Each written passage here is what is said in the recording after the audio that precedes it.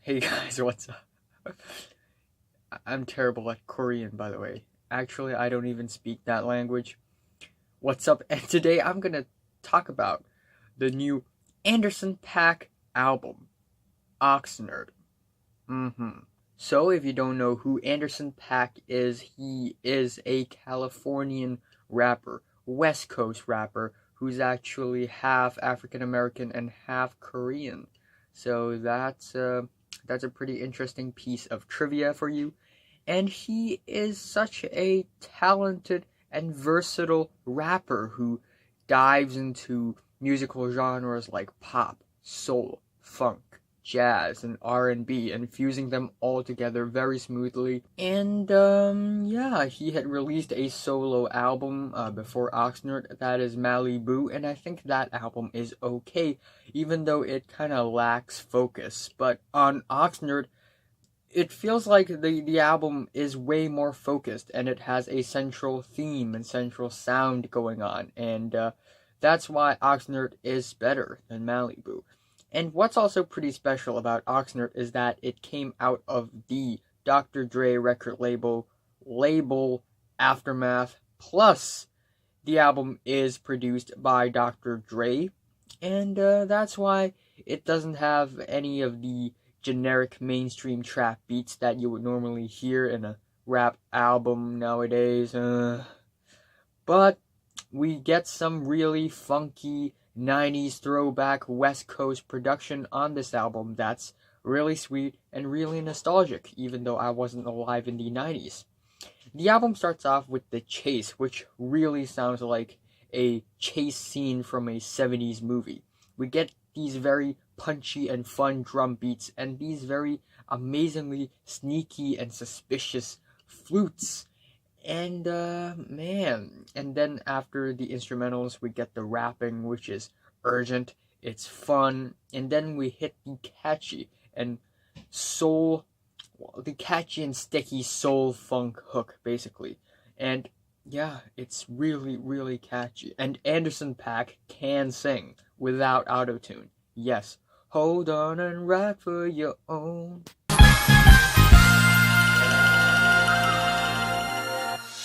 Hold on and ride for your own. Together in spirit form.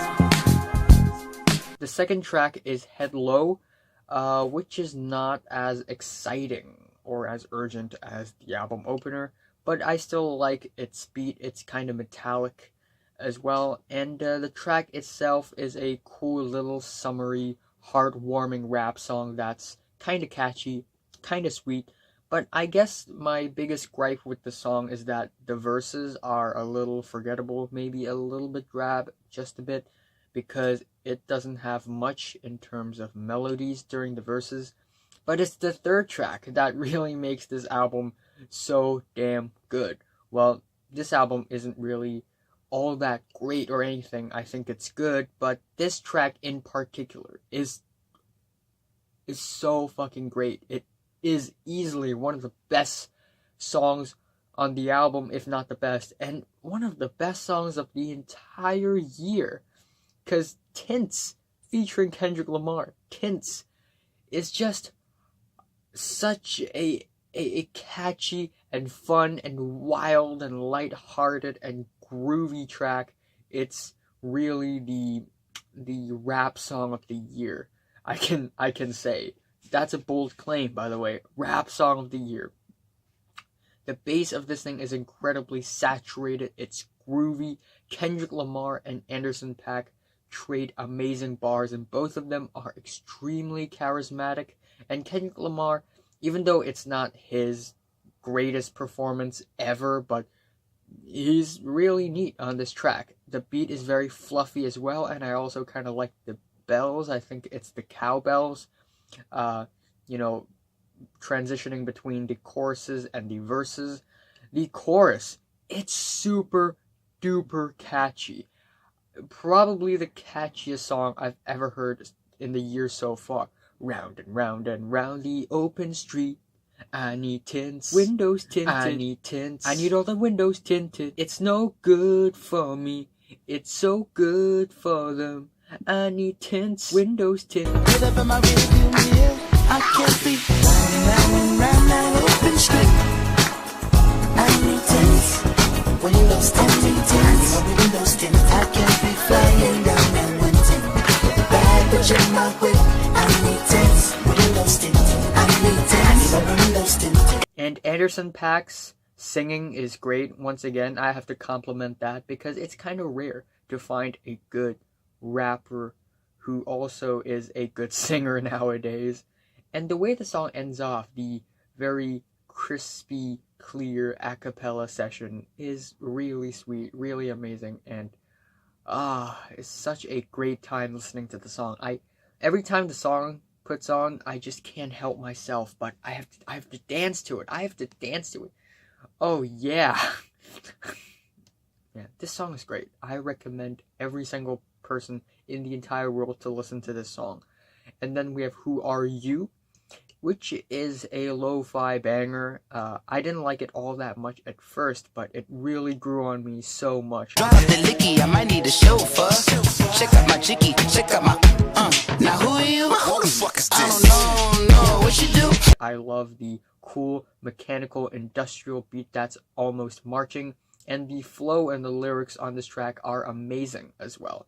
And then we have Six Summers, which is similar to Who Are You, except we get these jerky, funky bass lines that's pretty intriguing, and we also get these loose, disjointed clap sounds. And yeah, it's kind of lo-fi, and it has this very vintage late 80s, early 90s West Coast sound to it, which is pretty neat. And the lyrics are incredibly funny, talking about Donald Trump having a love child. And while it's not that political if you think about it, but it's still pretty funny. And then it transitions smoothly into Savior's Road, which is more somber, soulful, and it's a great neo-soul funk rap song. And it's about drinking and smoking to cope with the pain. And yeah, but even though it's a feel-good time, it's a feel-good track, the structure of the track is a little bit loose, and the instrumentals aren't all that colorful or exciting, but still I love the steady beat and the mellow guitars. They almost sound like the background music of a very well edited video essay, you know? Then we have Smile / Petty, and it's pretty good. It's pretty damn good. The first half of the track is Smile, of course, and it's about Anderson .Paak being mistreated when he was younger, and it's just so funky, and the guitars are so deep pitched. And we also get the choir, which is so sweet, warm, and soulful. And the second half is basically the response to that, and it's way more lighthearted, way more carefree, and really funky. And then we have Mansa, Musa, whatever. And we get this very grimy gangsta bass guitar line that's pretty amazing. And it features Coco Sarai, who did a pretty neat job in this track, and Dr. Dre, the doctor, of course. And Dr. Dre sounds way more excited and more fun and playful on this track than many other tracks that he had released recently. And the hook of this track is really sticky. Then you have Brother's Keeper, which is also one of the highlights of the album. It's this 70s throwback funk soul track that features Pusha T, and Pusha T kills it.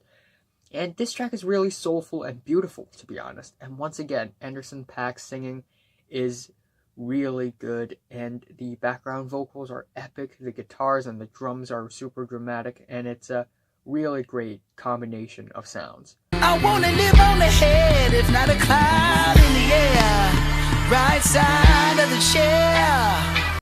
Then we have Anywhere, which is another West Coast throwback track. It sounds like nothing but a G thing, but it's more mellow and with a more thick and saturated production. And Snoop Dogg on this track is also really amazing, to be honest. He is super cool, super chill, super effortless, and smooth as always. And the track overall also has this very sensual vibe to it, which is really nice. And then we have Trippy featuring J. Cole. Of course, not that great of a track, to be honest. J. Cole sounds kind of corny, and he raps about being a creep on the internet and stuff, so that's a weird thing to brag about. And the beat and the instrumentals of the track are just okay.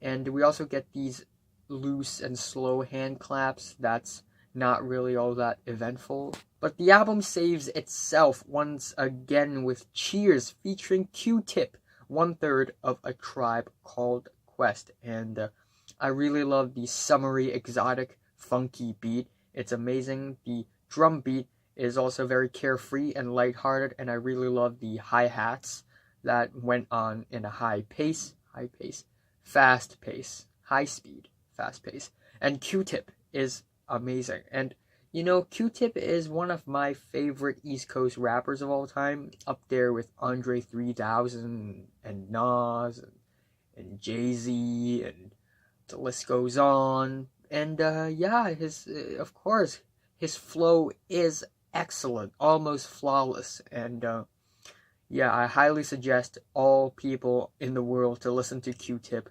rapping as well, because this man.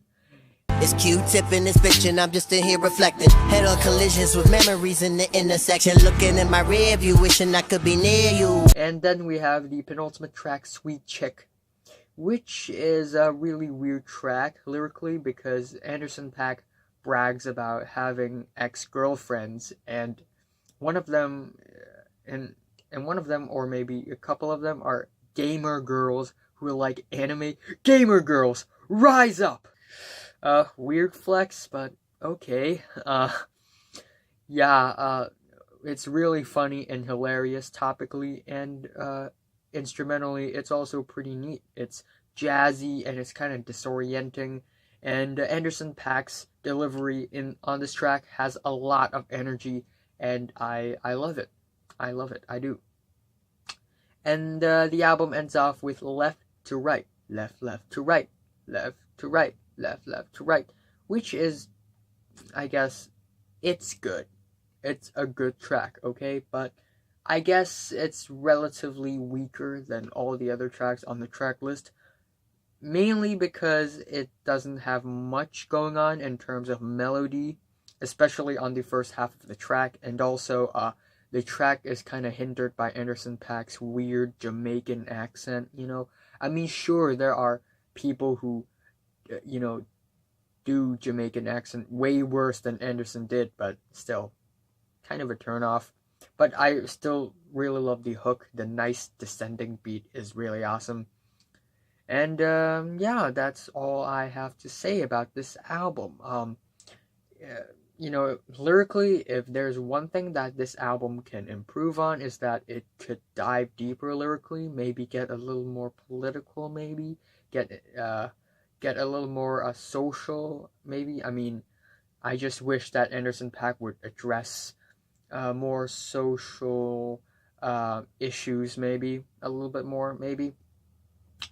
And I just wish that the tracks in here are more tasteful and colorful, and I have no idea why, but I really wish Bubblin and Till It's Over are on the album, because if so, then this album would be pumped up to a 9 easily. And Bubblin, I'm going to talk about it a little bit. It's this super lavishing and expensive rap song with a very